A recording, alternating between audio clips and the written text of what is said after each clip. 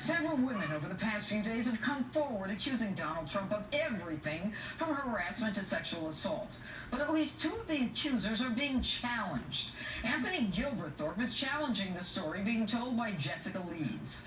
Leeds says Trump molested her on a plane several decades ago. Anthony says he was on that plane and he's here with me now. All right, good evening, Anthony.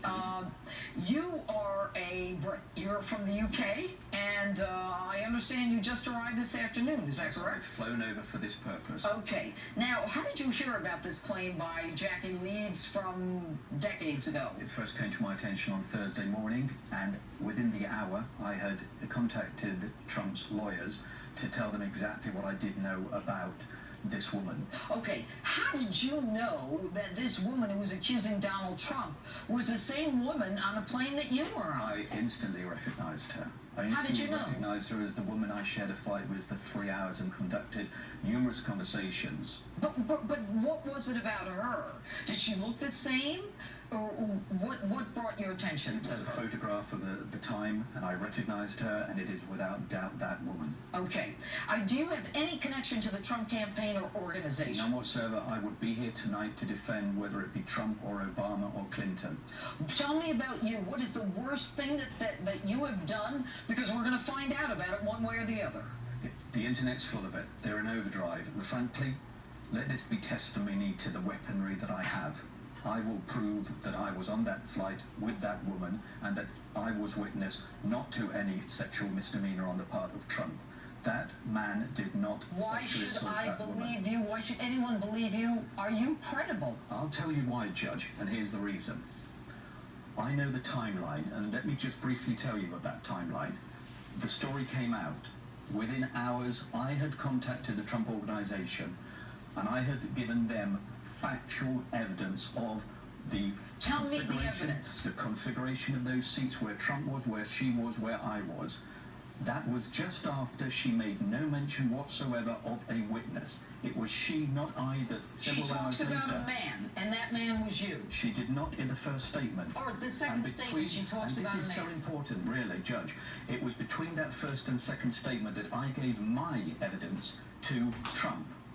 In the second statement, without knowing in fact that I had given those facts relating to the configuration and the position of Trump and her and I. What did you see happen then? Great conversation. She was hugging the limelight. She was after him. How do you know? He did not touch her. How do you know that? Please, I was there throughout the flight. There was nowhere else to go. Was it a day flight or a night flight? It was a day flight.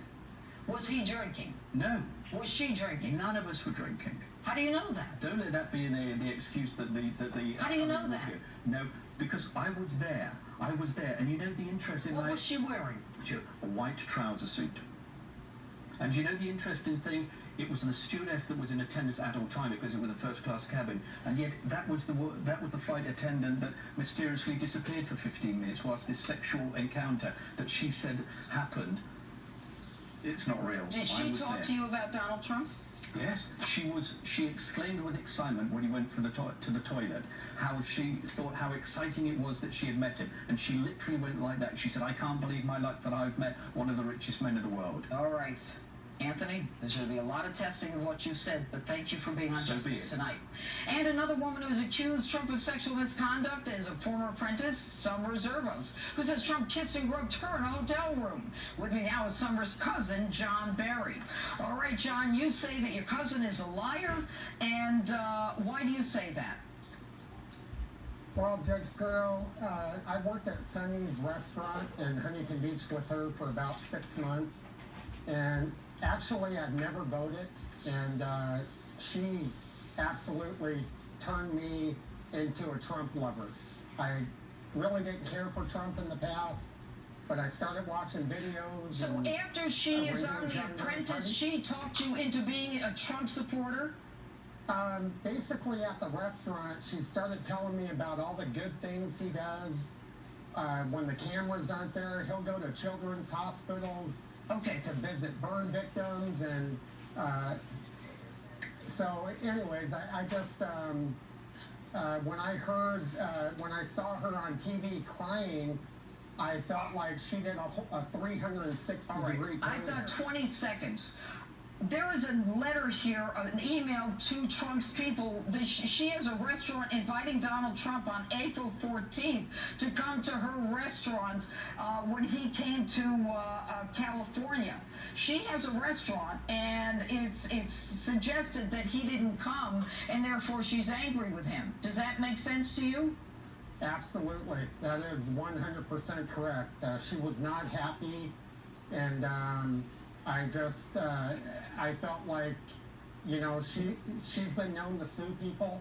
She sued a restaurant in Newport Beach for sexual harassment. Interesting. And I just felt like, I hope she doesn't do anything. And I was in my office and I saw her on the TV and I just, all right, I John almost Barry, fell off my chair. out of time. Thank you so much. And next.